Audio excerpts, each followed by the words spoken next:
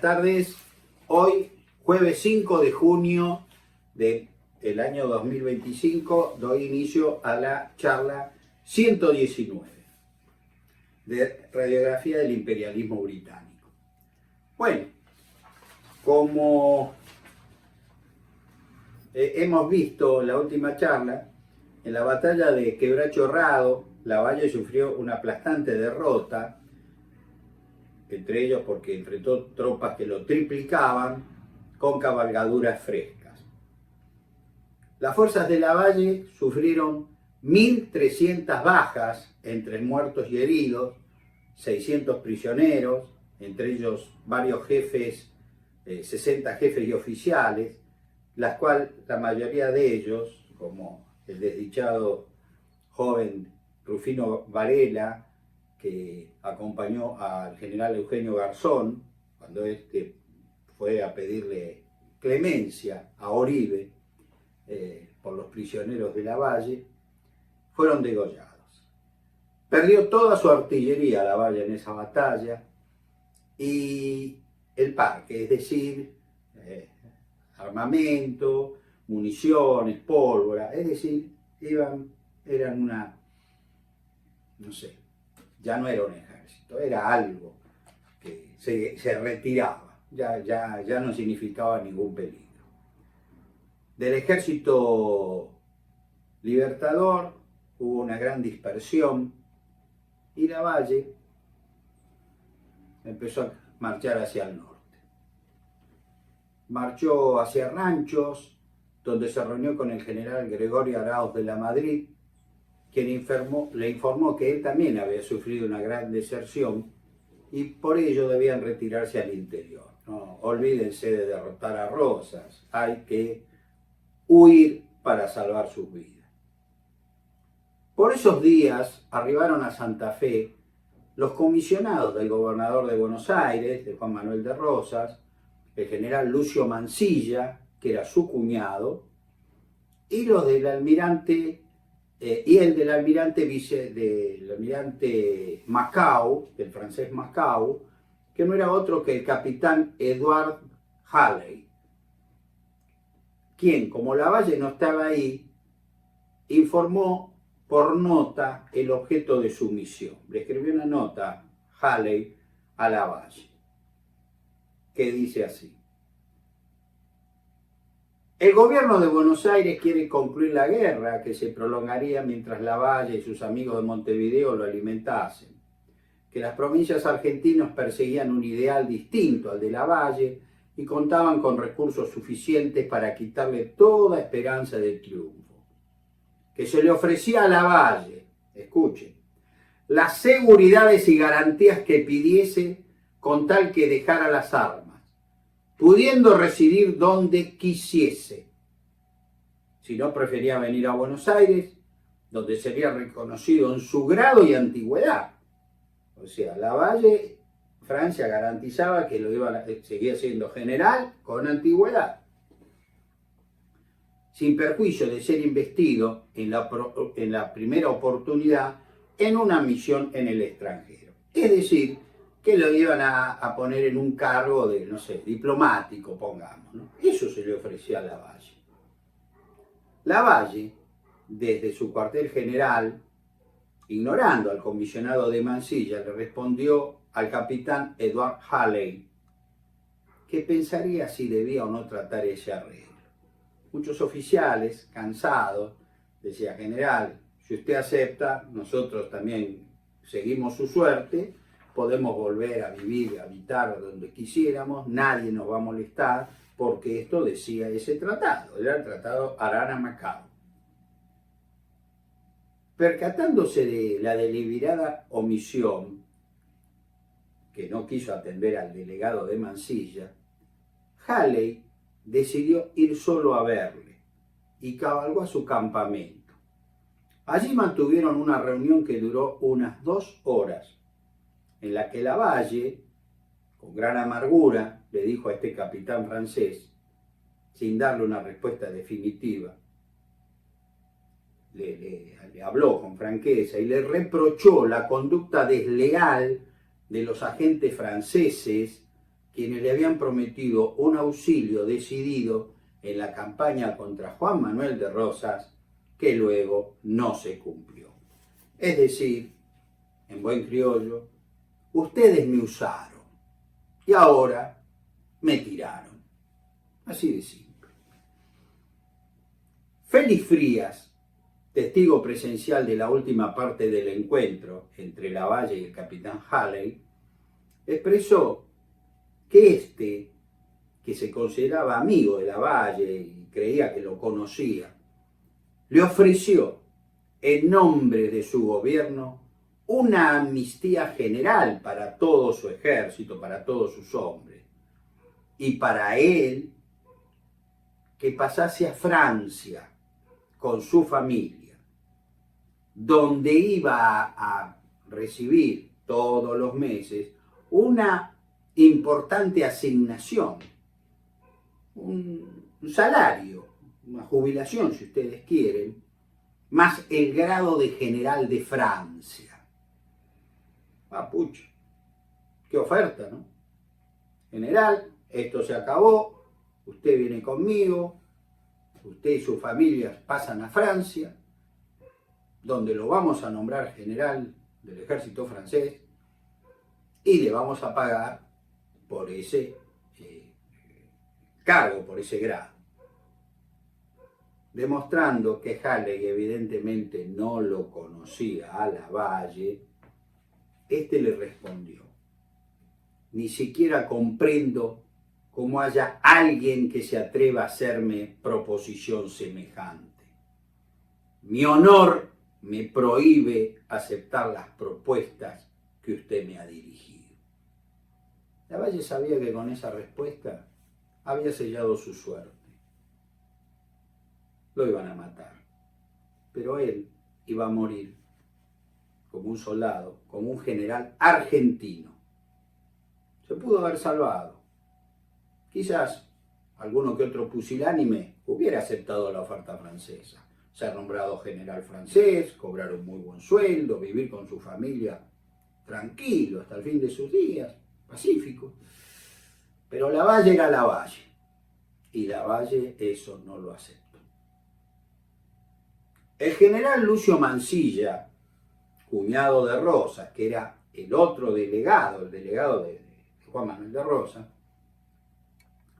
que fue su superior en la guerra contra el Imperio de Brasil, a quien Lavalle conocía, y pienso que hasta estimaba, después de enterarse del asesinato del parlamentario Rufino Varela por los esbirros de Oribe, pese a portar bandera blanca, ¿se acuerdan cuando acompañó al general Eugenio Garzón, que se rinden a tratar de evitar el degüello de los prisioneros de Quebracho Herrado? Con el más absoluto desprecio hacia su persona, quiso hacerlo entrar en razón a Lavalle, diciendo: basta, ya terminó esto. Pero Lavalle contestó a una carta que éste le envió y que se la entregó en propias manos al capitán Halley, con el cual al despedirse se abrazó, le agradeció en lo personal su gestión. Él no se ofendió con el capitán Halley, se ofendió con Francia, ¿no? Y la carta estaba dirigida no al general Lucio Mansilla, la encabezaba con: al cuñado de Rosas. Lavalle era Lavalle, y así fue hasta el último instante de su vida. Y la firmó no él, sino un suboficial corneta de su ejército, es decir, el último de la tropa.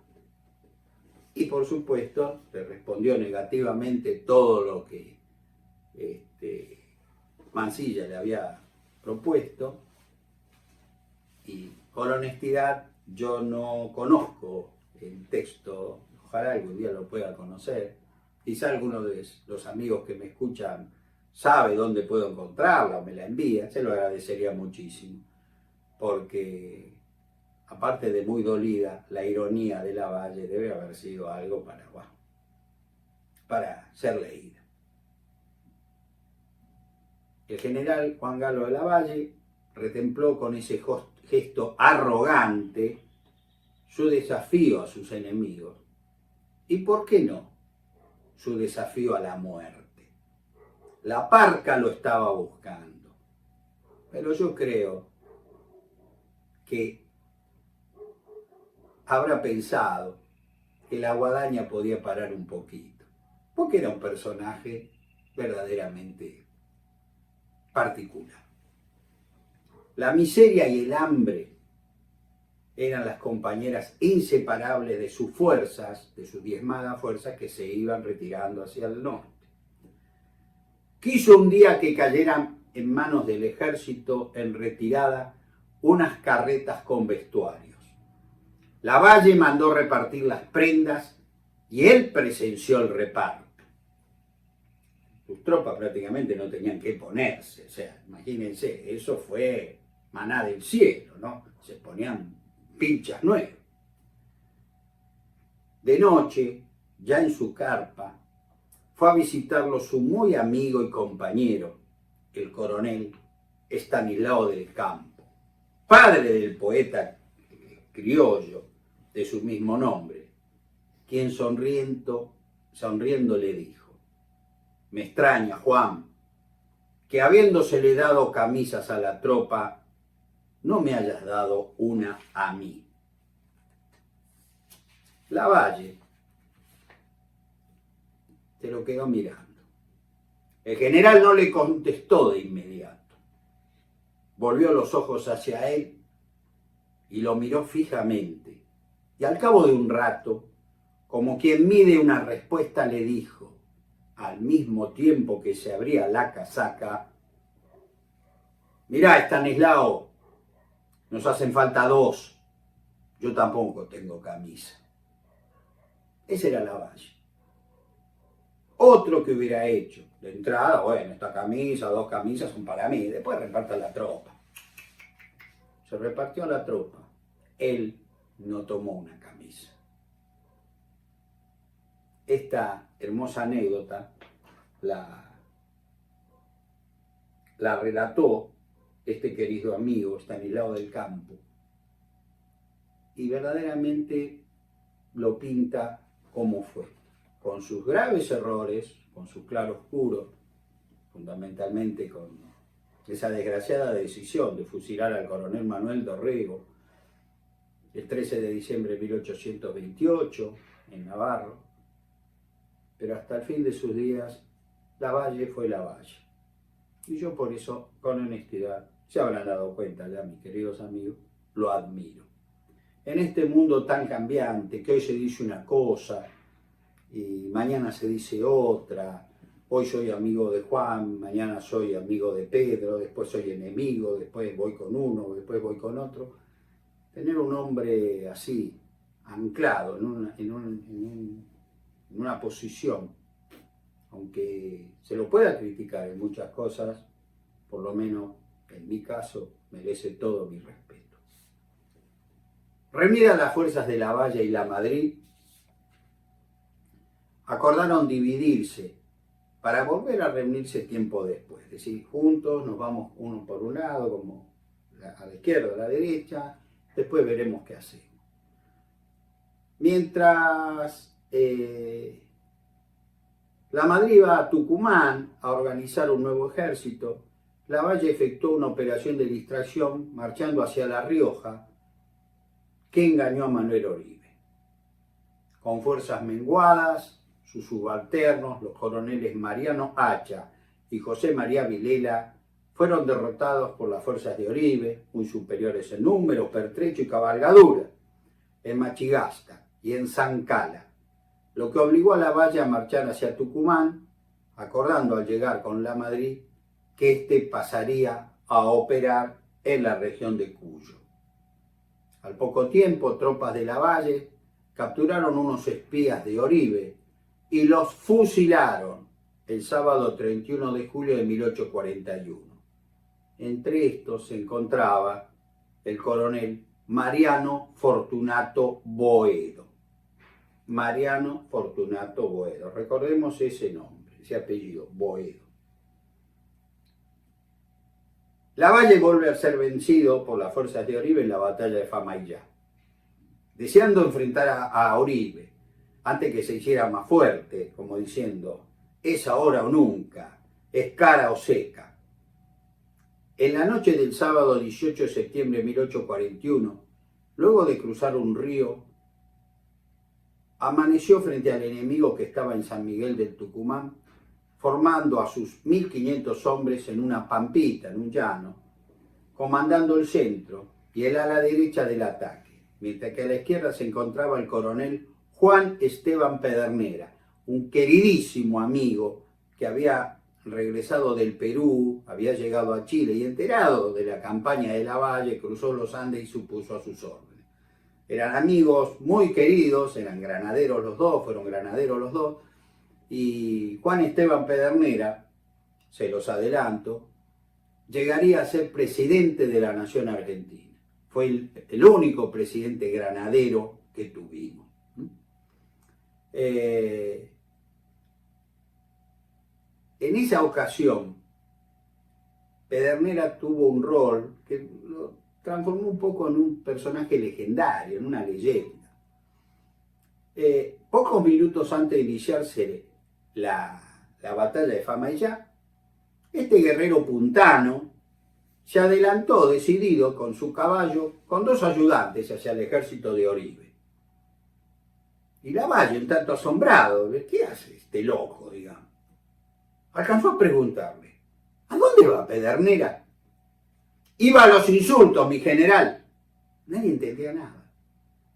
Ante esta respuesta, Lavalle se permitió una sonrisa y pensó que ese querido y leal amigo, como él una vez lo definió, cuando se lo presentó a la que fue el amor de su vida, de la esposa de Pedernera, dijo, es el mismo ají picante de siempre. Porque era valiente entre los valientes Pedernera. Ya vamos a hablar de este hombre. Que la historia argentina no le ha hecho justicia. Verdaderamente no le ha hecho la justicia que se merece. Fue una gran persona. Y es un ignorado como tantos otros.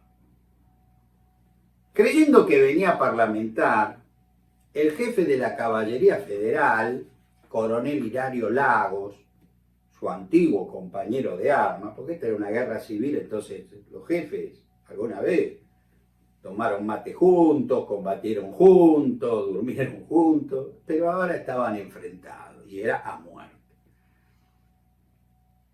Avanzó a su encuentro, también con dos parlamentarios, y a unos 20 pasos, unos 7, 8 metros, preguntó qué quería.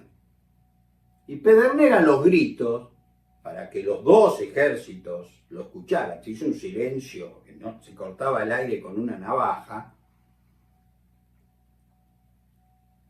le dijo, le gritó, ¿no? Para que con voz estentórea, ya se ha derramado mucha sangre de argentinos. Si es guapo, vamos a resolver el pleito con nuestras armas, coronel. Como diciendo, luchemos usted y yo, nada más. Que los demás no se metan. Usted me mata a mí o yo lo mato a usted. El que queda vivo, el otro ejército se retira. Hilario Lagos, sorprendido, no respondió, no supo qué decir, no esperaba una actitud esa. Nadie la esperaba. Entonces, ante ese incómodo momento, que no dijo nada, Pedernera redobló la apuesta. Te ha ablandado el miedo, Rocín cobarde. Ya era un insulto marca mayor. Lagos siguió sin responder. Entonces el general Manuel Oribe, viendo el estupor, porque la gente, las tropas, sus tropas se miraban de un lado a otro, ¿qué hacemos frente a esto? Nos vamos, ¿qué? Ordenó atacar. Y ahí empezó la matanza, que no era otra cosa el resultado de la batalla de Famaillá. Lavalle, al comenzar el combate, le entregó su espada a su asistente, cargando al enemigo con tan solo 3 escuadrones, peleando con lanzas. Era un hombre que sabía luchar muy bien con lanzas. Los granaderos peleaban con lanzas, San Martín los enseñó.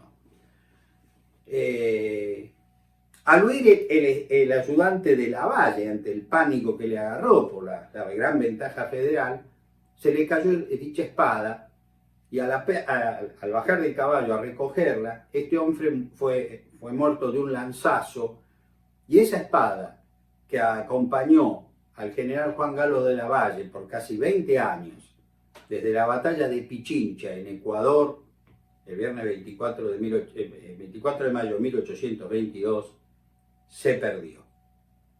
Se perdió. Alguien la recogió, por supuesto, pero lamentablemente sería lindo, ¿no?, que se pudiera encontrar. ¿Por qué no? Lavalle, que no perdía jamás ni su sangre fría y un cínico cierto humor que tenía, al encontrarse con un grupo de dispersos, en los que se encontraba Félix Fría, medio en broma le dijo: ¡hombre! Para tener el más perfecto aspecto del derrotado ha perdido usted hasta el sombrero. Pero no he perdido como usted la espada, mi general, le respondió Fría, que quizá no le gustó, pero le respondió muy bien. Es cierto, le contestó Lavalle con seriedad, y no es propio que vaya sin espada. Deme usted la suya, que no es militar y no la necesita. Félix Frías, desprendiéndose en el acto de la misma, se la entregó expresando: general, me hace usted un gran honor. La derrota de Famaillá selló la suerte del general Juan Galo de Lavalle. Su sanguinario vencedor escribió en el parte de batalla, horrible, ¿no?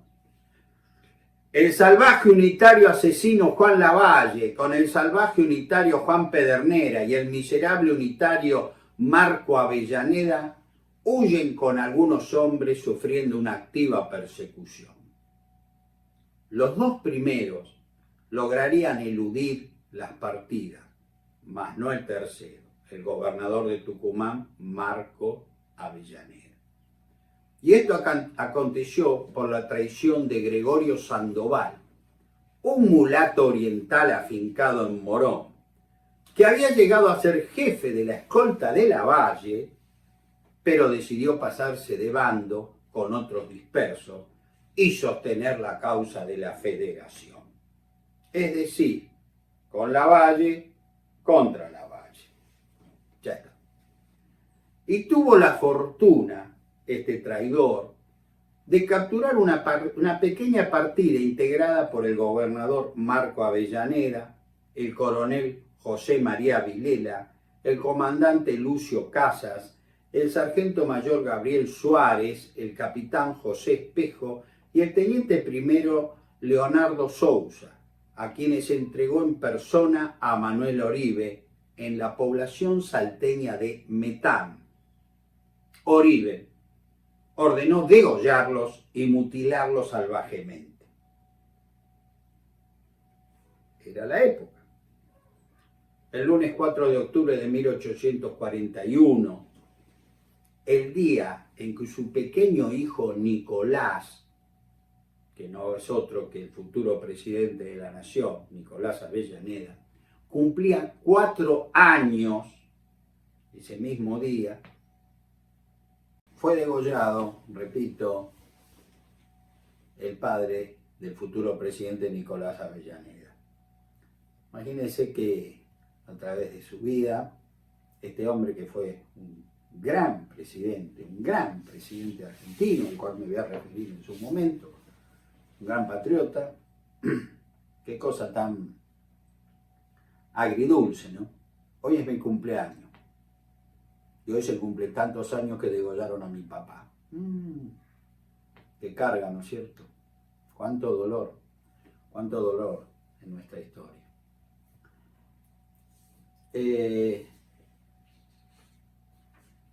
Estando ya un poco muy confundido, Lavalle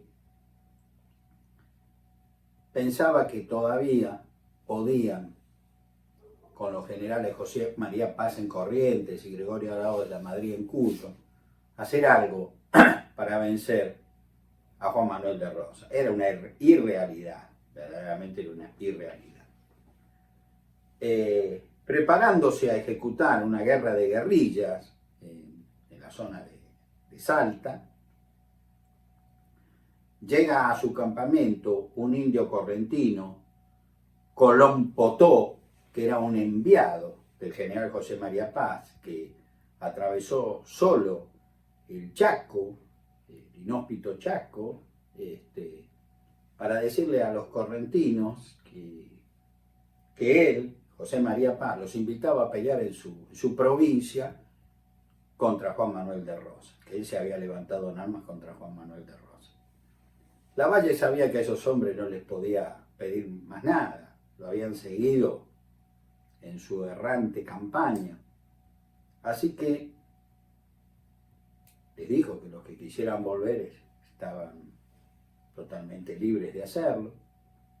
La inmensa mayoría decidió retornar a su pago, a su tierra, y con los ojos vidriosos por la emoción, saludó con un fuerte apretón de mano a cada uno de esos hombres.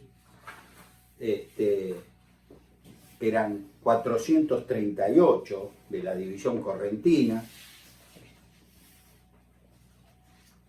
y les agradeció con emotivas palabras su entrega durante la campaña y le deseó la mayor ventura personal y colectiva.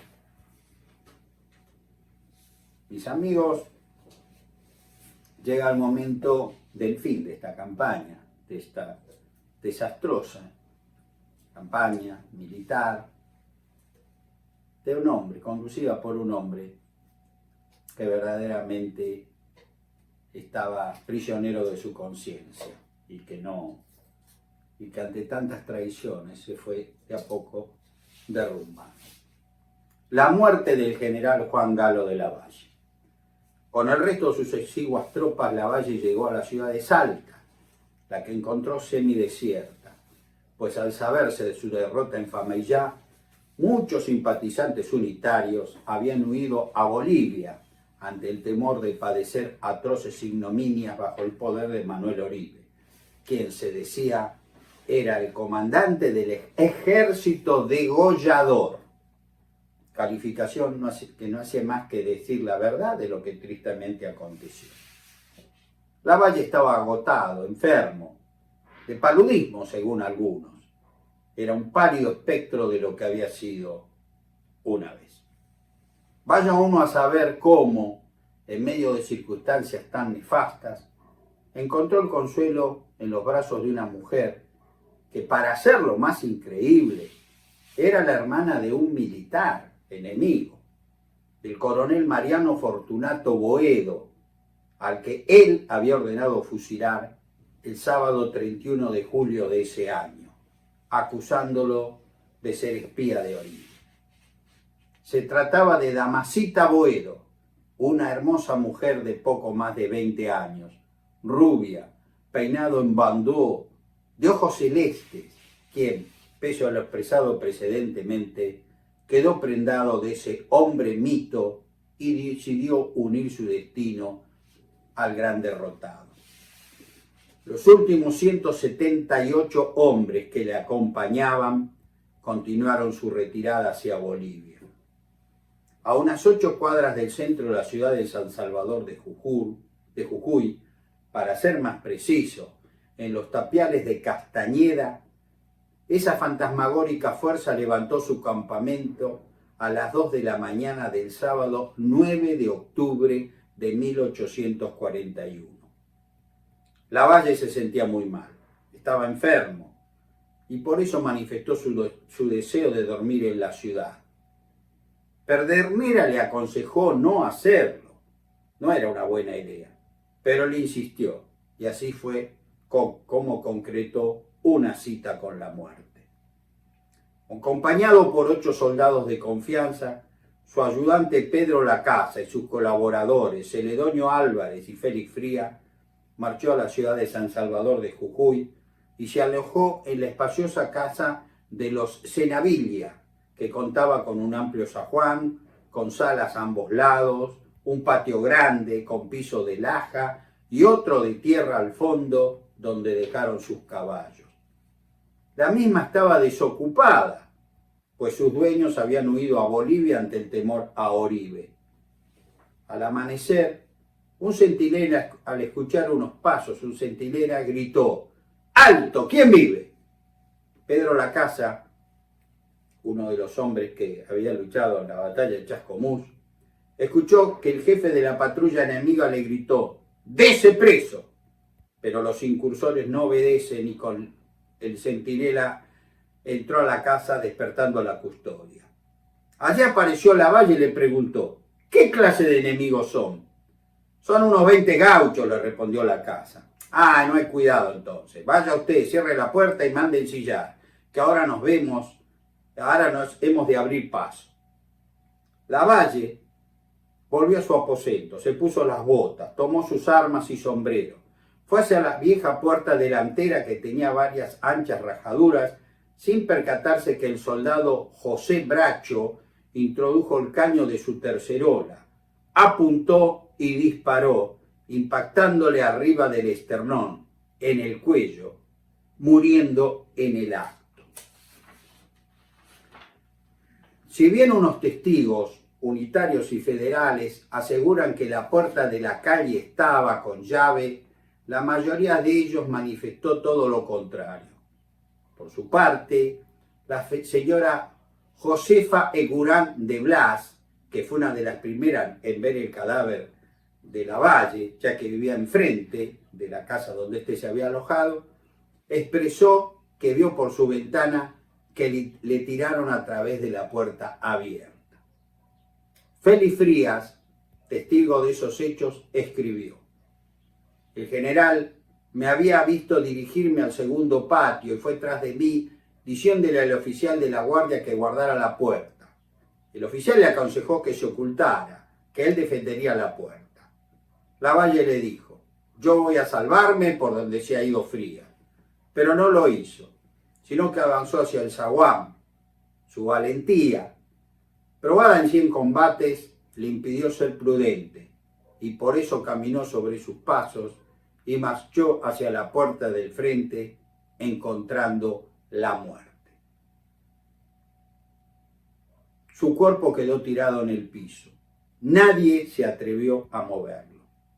Esto permitió que al rato algunos vecinos ingresaron a la casa y así, algunos que no conocían a Lavalle encontraron tendido y muerto a un hombre rubio, de barba larga y cana, ojos azules, nariz afilada, camiseta de paño azul fino con vueltas coloreadas, otra de franela amarilla abajo, botas granaderas y un sombrero de paja con una ancha cinta celeste y escarapela del mismo color, según escribió Manuel Oribe en carta a Juan Manuel de Rosas.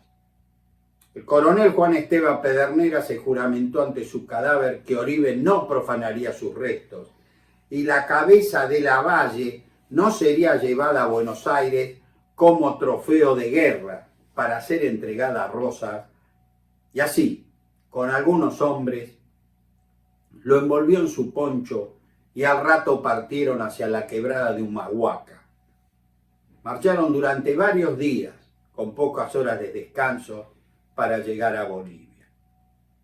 En el pueblito de Huancalera, luego de solicitar sal y un cuero vacuno, su amigo Alejandro Danel procedió a descarnar el cadáver que estaba en avanzado estado de descomposición.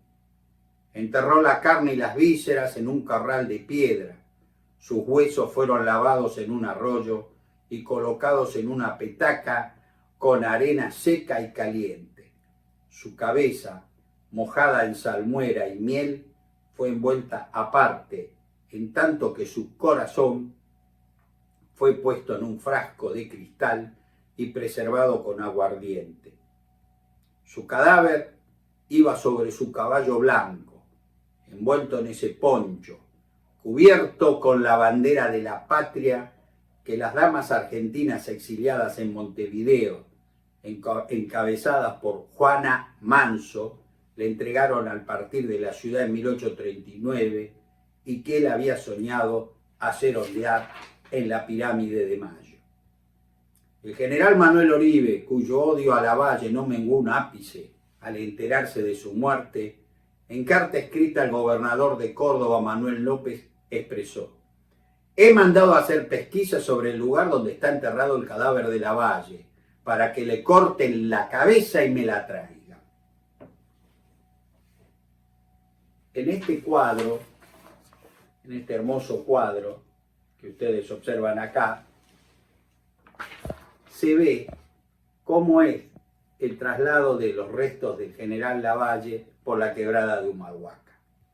Esta obra es del gran pintor Nicanor Blanes, es de 1889. Verdaderamente es un cuadro gigantesco que se exhibe en el Museo Histórico Nacional y que uno, al retirarse un poco, porque es muy grande, y verlo, sinceramente emociona, impresiona.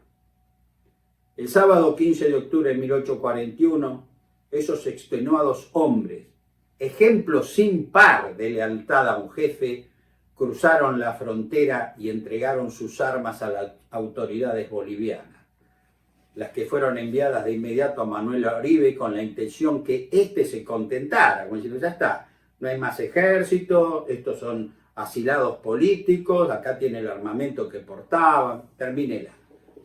Pero este no se dio por enterado y exigió la extradición del cadáver, ¿no? Lo que fue rechazado por las autoridades bolivianas con horror ante tamaña reclamación. Al otro día, domingo 17 de octubre, tranquilizados por la actitud de ese jefe militar boliviano, sus hombres se dieron el lujo de descansar luego de 8 agotadoras jornadas. Terminó así esa gran parte de la Odisea.